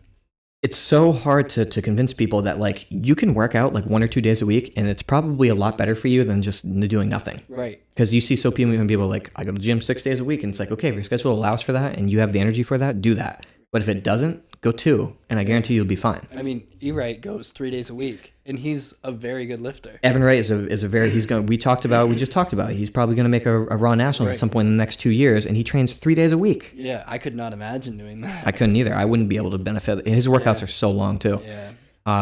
But he has those 4 days to really recover and stuff like that, and it really works out for him, lifestyle wise too, because he has a girlfriend. He does all that stuff and whatnot. So. Right. Yeah, and then the last piece is with Elliot is kind of like in a scenario where he just took on another thing because he was working during the summer. He left that job and now he's in school. Does he have a little bit more time than us on average? Yeah, but not to the sense where he's like free all the time. Yeah, you know what I mean? His schedule's kind of like scattered a little bit. It's more scattered and it's more random because he's got homework and he's got to go to classes and he's got to do X, Y, and Z. And then he picked up recently editing our YouTube videos, which he does a phenomenal job on. But that takes a long time to do. And I think he's really because when we first started doing it, it was kind of like piping like, oh my God, I get to edit and stuff like that. He knew it in the back of his head, so don't get me wrong here. I'm not trying to call him out. But he's definitely realizing like, okay, this is actually taking up a ton of time and maintaining my relationships with people. It's starting to suffer a little bit. So he's definitely going to have to do a recalibration of how am I going to spend my time? Because with a lot of that stuff, it's like if you don't have someone down your back saying like, hey, I need it done by X and there's no other option, you're just going to keep putting it off. Yeah.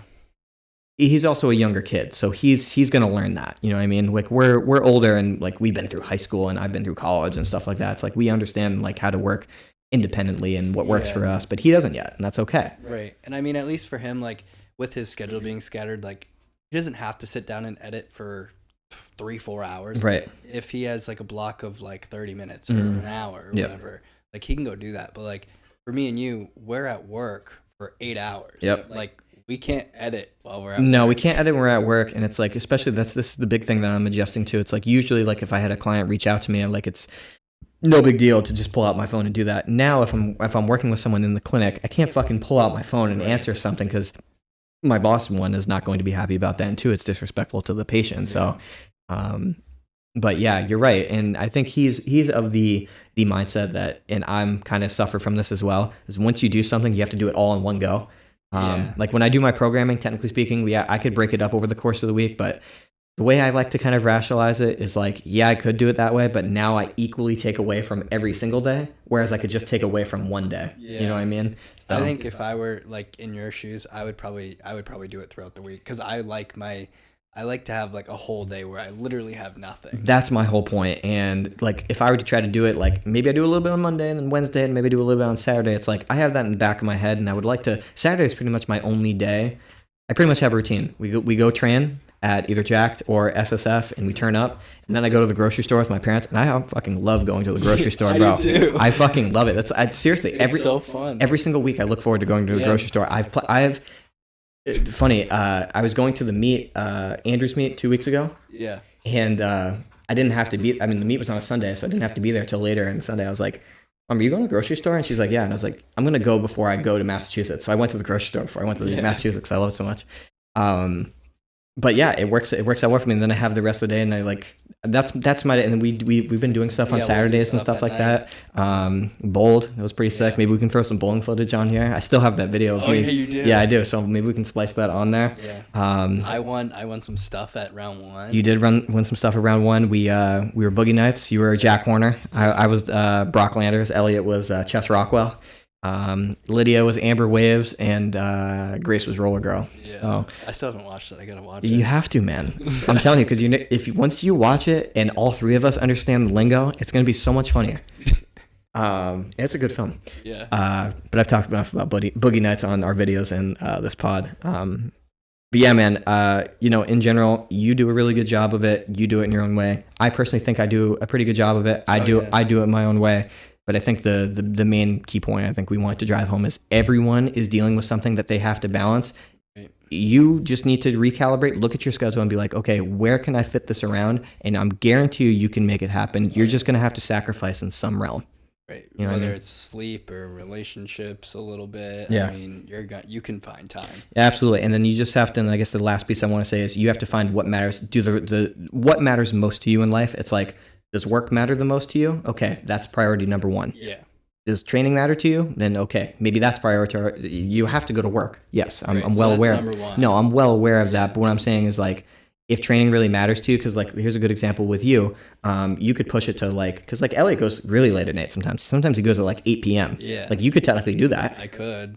But I don't. Exactly, but you're not going to do that, so you're going to be like, put it on the front load. But look at your schedule, be like, hey, what matters to me? It's like work is non-negotiable. Maybe the relationship is really, really important to me. Maybe you're married and something like that, and you really can't spend 4 hours in the fucking gym, you know what I mean? Because you got a wife at home.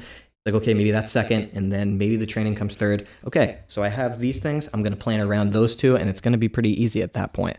Don't make things harder than you have to, basically. Yeah. Yeah. All right, so I guess before we go to shoutouts, you wanted to mention something, and you've been waiting all day. So what is this? What's the deal? It's so this is kind of like random. No, it's okay. We want this. I don't know how much weight it was. Yeah. I don't remember.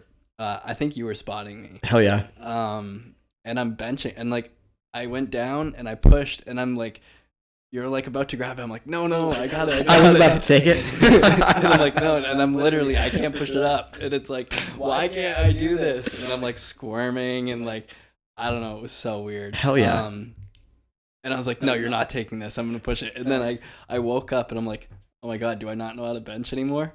Like, wow, holy shit. Was that existential? Yeah, it was bad. So like going to tomorrow. We'll see. Have you, okay, so I guess to piggy off of that, have you ever had the dream so you legitimately can't separate the dream from reality? Yeah. That happens to me probably about once or twice a month where I wake up and I'm like, did that actually happen? Yeah. You know what I mean? I'm like a conversation with someone. Exactly. It's something like, it's never something as abstract as like, I don't know, you were on a date with a celebrity or something like that. But like I think of scenarios like one of them is like I had a dream that I was at the competition with Andrew, and I don't know, he was doing something very remedial, like tying his shoes and stuff like that. I'm like, that might have actually happened, but I know I was falling asleep, so it had to have been a dream. But like, I don't know. It's weird how dreams work like that. You know what I mean? How it could feel so real, but it's like. Have you ever had a lucid dream? Do you know what that is? That's when you can control. You can actively control what's going on in the dream. I've never done that before. I talked to somebody that could do that. I forget who it was, but they were talking about it, and he was like, "Yeah, like doing it is literally makes you so tired." That's what I heard. Awake. Yeah, exactly. Yeah. I guess the only way I've seen someone do that is you're supposed to fall asleep, wake up again.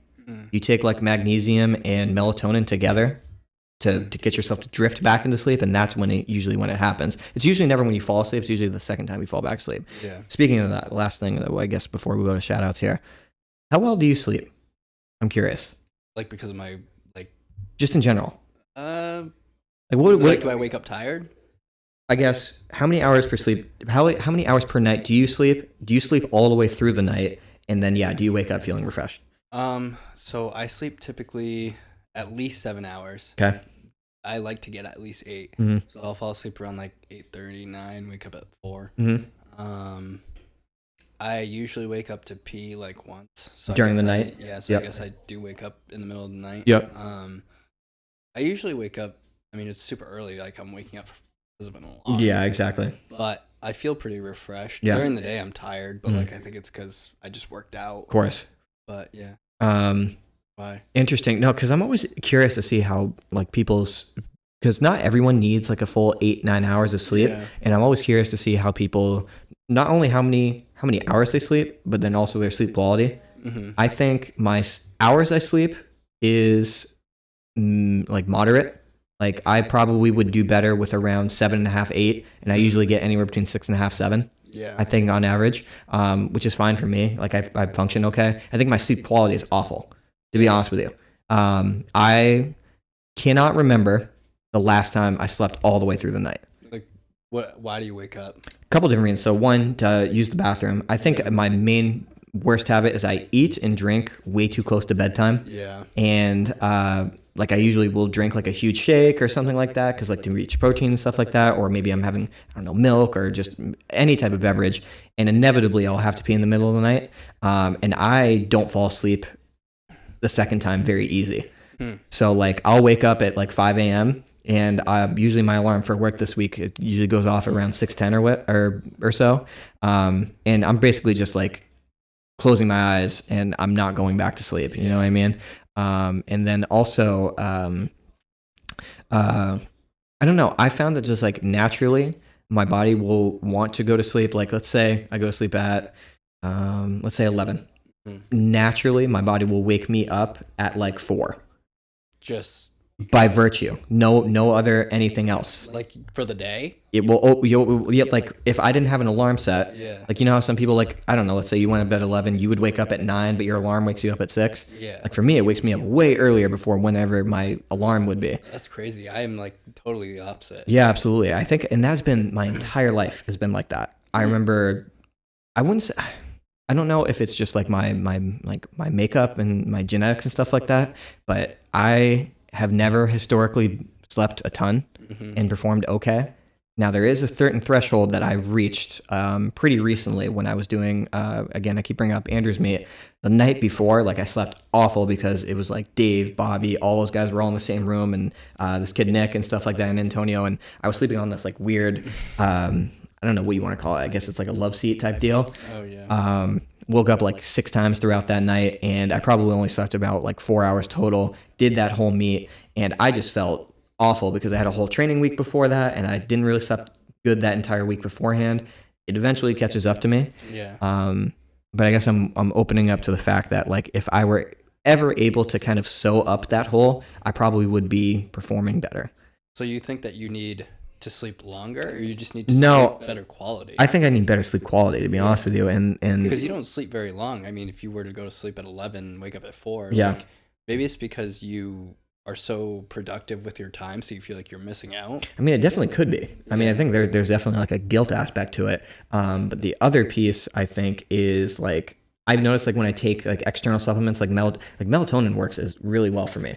That's bad to rely on though. It's not.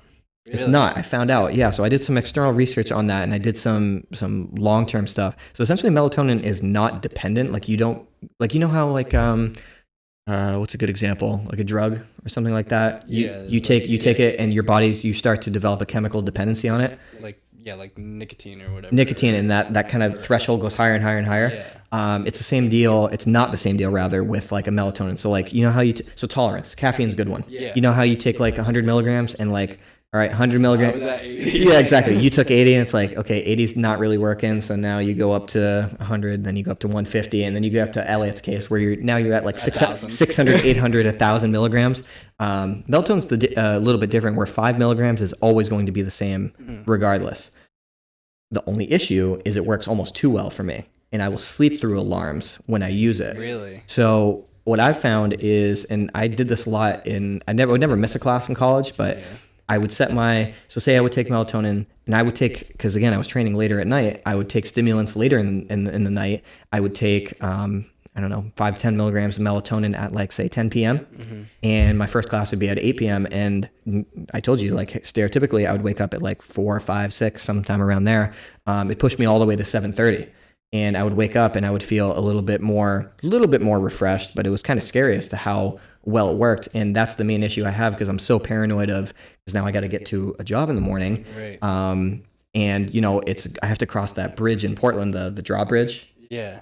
So if I'm like, oh, you have to time it. So let's say I'm 10 minutes like later than when I usually live. I'm risking like that bridge being up and being late by like 20 minutes. Yeah. You know what I mean? So it's like I have to make a calculated risk. How do you possibly sleep through an alarm? Like my alarm is ridiculously loud. Well, I've learned to supersede that now, but because my phone literally is right next to my ear now. Whereas before I used to do, because you know how the people say like to sleep better, like put your phone in a different. I put mine across the room. Oh, you do? Yeah, so I get up to turn my alarm off. Okay, but I would definitely sleep through it, to be honest with you. Mine is still, I hear my alarm and I literally shoot out of bed. My parents will tell you I'm an extremely heavy sleeper. I always have been. There's like monumental thunderstorms. It's like, oh, there was a storm last night. It's like, because I don't even register. Yeah, I guess I must be like, because I notice thunderstorm. Like if it's really loud, if it's not that bad. But of course. Like, if you hear your alarm during the day, does it give you like PTSD? Absolutely. Okay. I keep making the mistake. I had an alarm that I set historically for 7:30 that every single day I forget to shut off. Yeah. And then I every single day at 7:30 it goes off while I'm going to work, and I'm listening to music and I'm like getting in the zone, like getting in a nice vibe. And all of a sudden I hear and I'm like, fuck, and I have to pick it up, and then I hate it when I hear somebody's alarm going off. I'm like, ugh, like seriously. Okay, last tangent, and I'll go on here, I promise. In college, I had a roommate. We didn't get along. I'm just gonna let's just make it easy. We didn't get along. We weren't roommates after the first year. He had this awful habit. So if I slept through like an alarm, I say I slept through an alarm, but it would never be like, it would be like one cycle. This kid, I swear to you, would set his alarm for 6 a.m. every day and would sleep through it for 2 hours. His first class wouldn't be till 9. So it goes through cycles? I mean, I've never even had No. You set up multiple. Oh, okay. Yeah, you set up multiple on your iPhone. It, and then it goes. Sometimes he wouldn't stop it. And it just stops on its own? No, it doesn't stop. That's what I'm trying to say. Goes? So this only happened once before because like it legitimately was 6 a.m. and it rang for 2 hours, and he finally got up and then shut it off. And oh my God. And I remember going later at the night. I was like, "Hey man, did you know your alarm was going off for 2 hours?" He's like, "No, was it?" And I was like, "Yeah." And he's like, "Oh, sorry about that." And then it would kind of recalibrate. And then finally, because I don't like touching people's personal shit. You know what I mean? And I didn't know that kid very well. Yeah. So I would, every time it would go off, I would have to inconvenience myself and go shut off his alarm. Right. So you're right. I have a little bit of PTSD when it comes to alarms from other people. Because, I mean, like, you'd be sleeping, you're like, all right, he's going to get up. Mhm. And then 30 minutes goes by. Okay, he has to get up now. Right. And it's like 2 hours later. Should have just got up.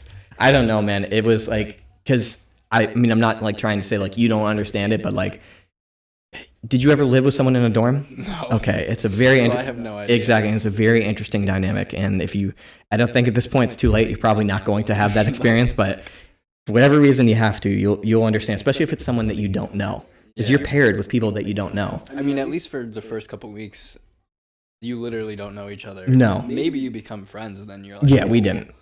Yeah, then we that's didn't. just weird for an entire year. It was, and after I remember the last couple months of the semester, he's like, "Yo, bro, like, what are you doing for?" No. We didn't even ask each other what we were doing for next year, because usually it's like, okay, let's sign up and do whatever.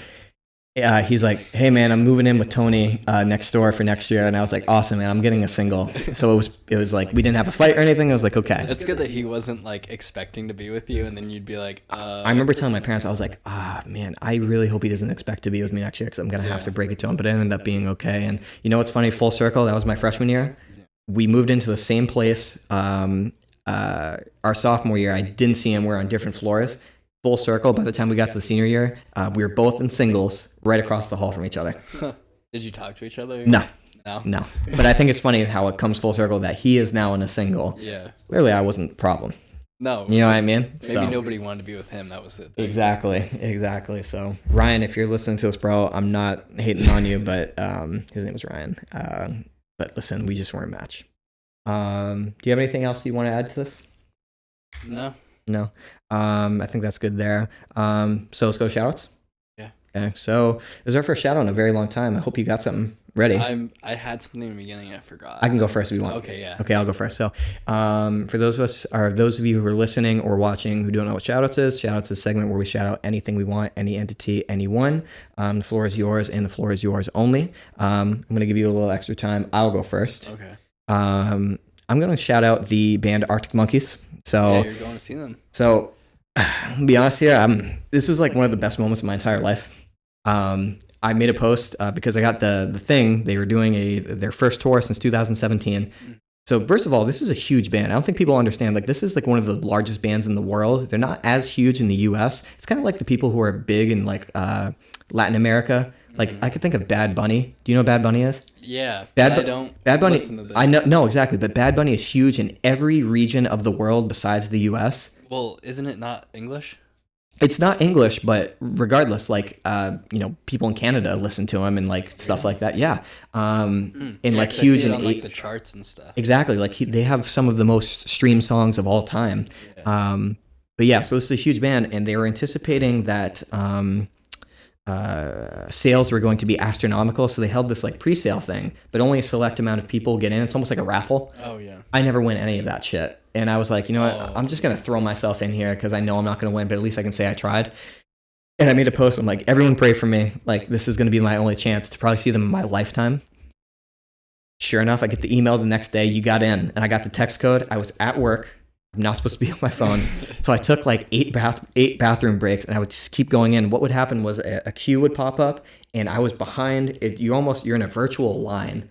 So it's like you're behind 672 people, and then we go down to 300, and then 200, and then finally I got in, and it was so chaotic because you see like the outlook of what the TD garden looks like. Yeah. And then you slowly see everything start to fade out because all of the things are getting sold out. So I'm like, fuck it. I'm just going to go like where I think I would want to be and then get them because I'd rather have them than not have them. So I picked aisle 7, boom, got my ticket, got my insurance, boom, I was good. And I was like, I got in. Fuck yeah. So I'm good. That's not all the way until September of next year. So if Nationals is like the 14th through 17th, that's the 3rd. So it's like 2 weeks before that. Okay. So it's on a Sunday too. So it's not like a train or anything. I saw you like post that, and I was like, oh, that's cool. Like Arctic Monkeys. I thought Arctic Monkeys was Dance Monkey. That's the fucking who's I know, but who's the it's like Tones and I or something like that. Yeah. Yes. The one's like move on. Yeah. I was like, oh, that's cool. And I was like, how the fuck? I post like a song of them on my story like almost like daily, and you still didn't. I don't. And then I listened to their music. I was like, I've heard this before. I was like, I don't like this. It's too slow. Like the 505. Yes. Yeah. Exactly. I've tried to listen to it, and I'm like, I can't get into this. Yeah, this is where I need Elliot. Elliot would understand and be with me on this one. But I thought it was sick, and then I like looked it up, and I was and you're like, not as sick, but good for him. Good for him. I'm like, he's excited. Exactly. But, so because I was like, oh, maybe I'm gonna try and go. You would go to the fucking Dance Monkey concert? I thought that they had other songs that I knew. No, they don't. That person made that song and it's like never been heard from again. I don't know. For some reason, I thought it was like rap or something. Or That's so funny, bro. Yeah, I'm really excited about that. And again, I don't really spend. Only thing I honestly spend my money on is food. So it's like I have a little bit of extra that I can spend on stuff like that, and I'm like perfectly fine with that. So that's cool. And I'm really excited about it because it's gonna be a fucking insane show. Your turn. So I'm gonna shout out. Speaking of concerts, I went to a concert, Luke Combs, a few weeks ago. Yeah, you did. I think it must have been after we recorded. Is it Bangor? Yeah. Yep. The amphitheater. I went with Lydia, Chris, and his girlfriend Erica. And I'm not like a huge country fan, or like I've literally never been to a concert until that time. Mm-hmm. But it was so much fun. I Now was talking to Lydia about like other concerts, like if like say we went to a rap concert or something, more like what I listen to. Mm-hmm. I was like, I feel like the vibe would not be at all the same as country. Dude, I love that. And I don't like, so you said you don't necessarily love country music. Yeah. But I like Luke Combs. Right.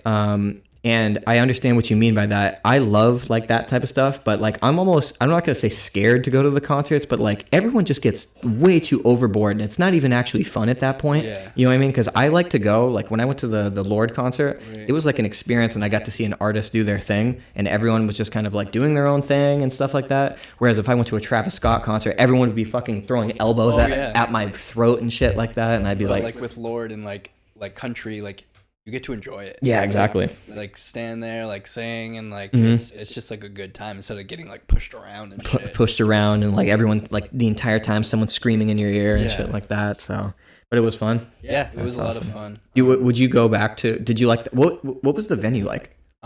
So it was all outside. Mm-hmm. There was like yard seats in the back. Yep. Then there was like regular stadium seats. Yeah. And then there was in the front like people standing, like right. pit. Oh, okay. Yeah. We were in the stadium seats. Mm-hmm. It was huge. I mean, I think there was like 10,000 plus people. Right around 10,000. Oh, that's huge. And something cool that happened was, so he wasn't at 100%. He was saying. Like, oh, you were at that one. Yeah. Yeah. Okay. Yeah. So, and that was the night after he gave a kid all the money in his wallet or whatever. Because the kid had a sign that said like, I saved up all my money to come here. Right. But because he wasn't feeling good and like couldn't sing to his best, he only performed for like an hour and a half. Right. Where normally he would do like 3 hours. Oh, I didn't realize the shows were that long. Holy fuck. Or 2, 3 hours. Whatever it was, like But he refunded everybody their money. Holy shit. Everybody in the stadium. That's insane. I was like, when he came out and said that, like he was like crying and like felt so bad. And that's like the first thing he said. And I was just like, holy shit. Like imagine how much money that is that like he's just giving back. Right. Like 10,000 people, like I think each ticket's like $100 something or $200. It's like, that's ridiculous. Right. Yeah. It's a pretty cool concert. I had never been to one. Yeah. So. You never. That was your first concert in general. Like first real concert. Right. Yeah. That's awesome. My mother really wanted to go. So I feel bad, but you guys would have got your money back. We would have got our money back, so it would have been a win-win for everyone, right? Yeah. Like I said, it's like I try to be as objective. I'm not a huge country fan, but I will tolerate it. You know what I mean? Like I mean, there's certain people I wouldn't want to go see, but I surprisingly knew all of his songs. Right. Yeah. I can't say I would know him. Like I like the more pop country people. Like I like Casey Musgraves and shit like that. I mean, I don't know. I guess he's not very pop. But. No, I know what you mean. All right. Well, I think in closing, I think that's everything. Do you have anything else you want to say before we kind of close this thing? No. Okay. I think that's it. Yeah, absolutely. I'm excited for tomorrow. I'm excited to get back to doing pods, to be honest with you, because like I said, I really enjoy just like, I mean, I wish Elliot was here, but like, this is the only time we legitimately have to just like talk to each other when it's not lifting. Right. I mean, we do stuff on Saturdays every once in a while, but it's not consistent. Yeah. We can't really get into like a conversation like at the gym. Exactly. Like a deep conversation. Exactly. So it's really fun to do this again. So that was episode 14 of the Utopiacast. We kind of went in and we had a nice conversation about some things that maybe you guys can relate to. Maybe you did, maybe you didn't. Go ahead, like, comment, share, subscribe, all that jazz. Give us a listen, give us a share. Shares is huge for us. The more people that listen. Give us feedback. Tell us what you want to possibly hear on another pod. Yeah, absolutely. And like you said, go ahead and leave a comment. And we would love to talk about things that you guys want to hear. Obviously, we do this for us. But at the end of the day, if you guys want to hear our thoughts on a concept, we have no problem doing that. Yeah. And of course, thank you guys for all the support. Thank you for all the support on the YouTube videos. Yeah, keep an eye out for those. Those come out every Friday. Yeah, every Friday. And we've been we recently just passed 1,700 total views on YouTube, which again, we have a lot of videos at this point, but that's a lot. To us, this is a lot. I think when we did this, I don't think we ever anticipated having that many people actually tune in and watching us. I mean, even like I would say we average around 100 plus views of video. I remember, and what's interesting is now we're starting to get, and take this for a grain of salt, disappointed when our videos don't do over 200. You know what I mean? Yeah. Because like our first video got over 200 and our second was around like the 160 range and this one's around the 130 range, and it's still pretty good, and we're happy about it and we're enjoying doing it, and that's the I guess the main part. Yeah. So thank you guys, and go ahead and take care. We love you. Thank you.